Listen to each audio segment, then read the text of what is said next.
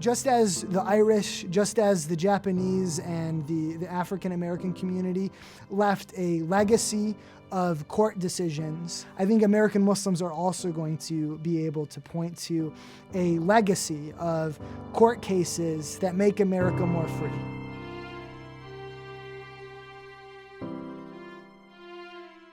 You know, one of the great things about America is that you have your rights in the Constitution, but in order to secure those rights, you must stand up and you must push back and you must struggle for them. A necessary component of that process is the use of the law as a tool of advocacy and as a tool of establishing a foundation of equality. We are advocating for laws that are already on the books, that people have fought and died for. If we don't stand up and defend ourselves, then essentially what we're doing is we're betraying the memory or the legacy of groups before us like African Americans, Catholics, Jews, who had to stand up and defend their rights. And we're abandoning the group that comes after us, because today it's the American Muslim community, tomorrow it will be somebody else. We owe it to the people who worked before us to defend the people who will come after us. Muslims are being harassed all over the world, and imagine if we don't stand up, who's going to stand up for other Muslims? CAIR as an advocacy and civil rights organization ensures that American Muslims are treated equally, with respect, with dignity, like all Americans. At the end of the day, we have two challenges as American Muslims. The first is to tell our story because people are afraid of that which they don't know.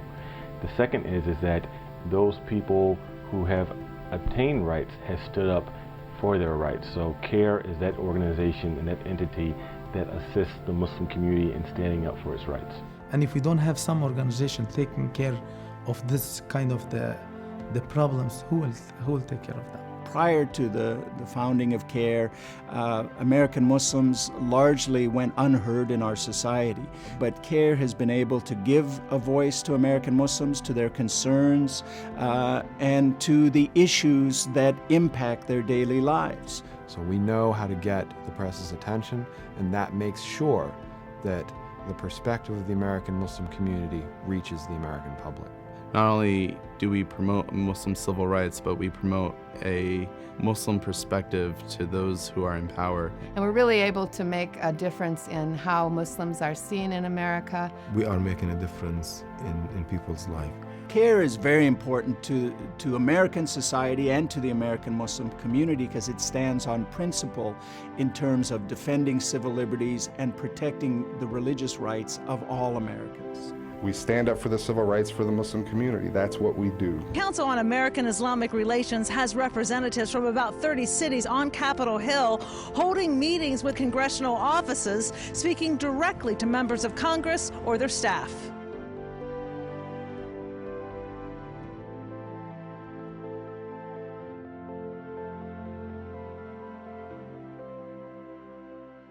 An example of one of these cases is what we had happen to Ghulam Mohammed. In 2009, he traveled legally to Yemen, then Somalia, and finally Kuwait. He was, he says, studying Arabic.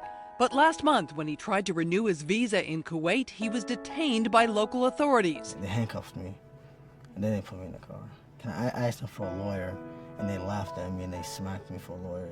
And all we asked for was just to recognize Gulen's rights. What we were left with was the reality that a person doesn't have rights unless they're willing to enforce those rights in a court of law.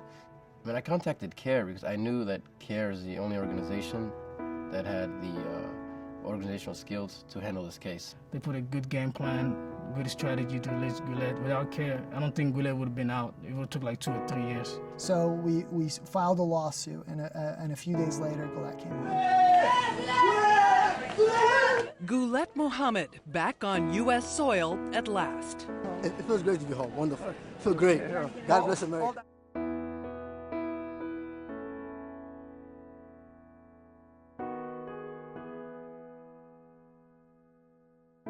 Our Imam takes a group to Hajj every year. Of course, going Hajj mean a lot for the Muslims.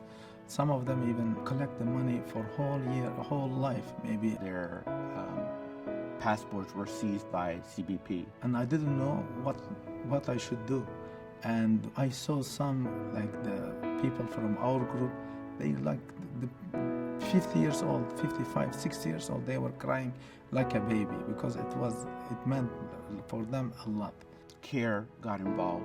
We immediately contacted government officials, we contacted appropriate authorities, raised the issue of why these passports would be seized. They were with the case and they helped us every second of the event, and they were very, very just like caring about us. So I think swift action in this case really had a tremendous impact. Our Hajis were able to go and perform their Hajj and return home safely. A new and a major challenge facing American Muslims and Islam in America is the active movement of Islamophobes. This spring, more than 24 states tried to pass laws that could have resulted in state-sanctioned discrimination against American Muslims. This is a preemptive strike to make sure that liberal judges don't take the bench in an effort to use their position to undermine those founding principles and to consider international law or Sharia law. They understand that this is a war for the survival of America. It's a cultural war, it's a social war. These laws serve the purpose of being a vehicle for a small but committed group of Islamophobes to organize anti-Muslim sentiment in the United States. Okay, so Tennessee has passed a law banning Sharia law, a felony to practice it in the state. A hearing is set on Capitol Hill next week to talk about, you know, how loyal or radical American Muslims are. It doesn't sound like cultural bridges are being built here. Unfortunately, no. And it's not just Tennessee. It's 13 red states that are trying to ban Sharia law. I think there's a red flag should come up anytime we have our legislatures and our government trying to regulate our religion. Islam is the only faith mentioned in this law. We should not have the state governing and defining what our religion is. And again, Sharia is the moral and value, the morals and values of Islam. So in banning that, they would ban the religion of Islam, the practice of it. We suspect that none of these will go through because it violates the freedom of religion and First Amendment. But the signal is that Muslims aren't welcome there. If we know that it's impossible for a foreign law or a religious law to ever conflict with and replace the laws of our courts, we need to ask these politicians, why were you deliberately misinforming Oklahomans into voting for this? The fact that this is happening in the 21st century in the United States of America is just unfathomable, and we need some answers, and we need them soon. Within 2 days of that ballot initiative passing, with 700,000 votes, we filed a lawsuit to prevent that measure from becoming the law of Oklahoma. We've had organizations such as the NAACP, the American Civil Liberties Union, and Reform Immigration of America, as well as some Jewish leaders and Catholic leaders, stand up to say this anti-Sharia movement is wrong, CAIR has it right. Had that lawsuit not been filed, we would be living in a country where there is a law that discriminates on its face against American Muslims.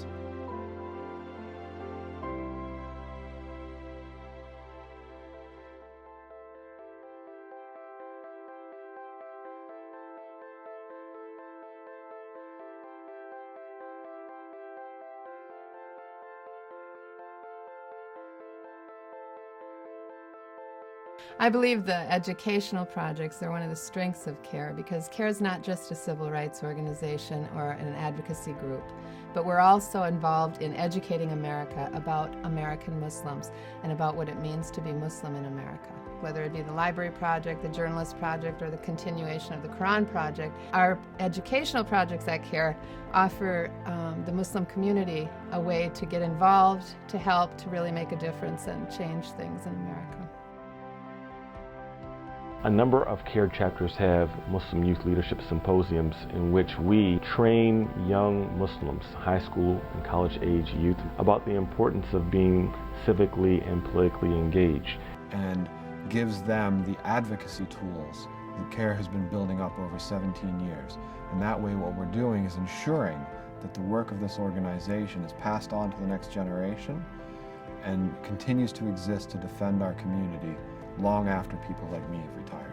And so we hope that through the support of our community and so forth, that CAIR can continue with its educational endeavors. So I'm very excited about the future of the American Muslim community in this country. Because CAIR is working on these things, we ask the Muslim community to support us and work with us. American Muslims and the nation need a professional organization like CAIR to challenge these Islamophobes and this fear-mongering against American Muslims and Islam on the national level, in legal capacity, educational capacity, informational capacity. It pushes back against them and makes sure bigotry remains at the fringe where it belongs.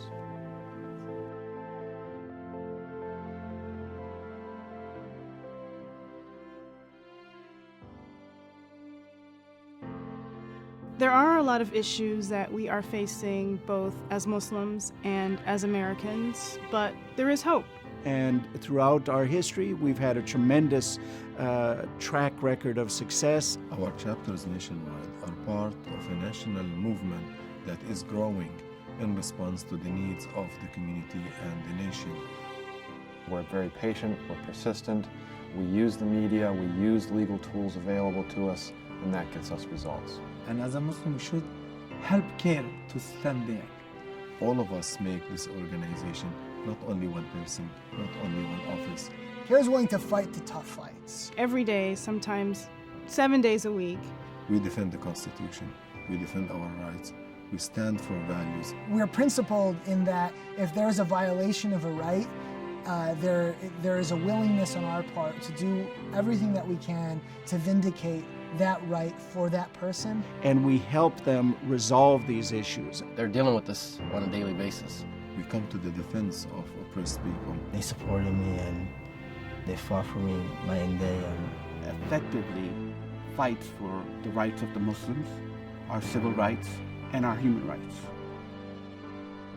I became an attorney at CAIR because I wanted to be a part of the process through which American Muslims are going to become a part of the fabric of America. Because the job we do on a daily basis is vital.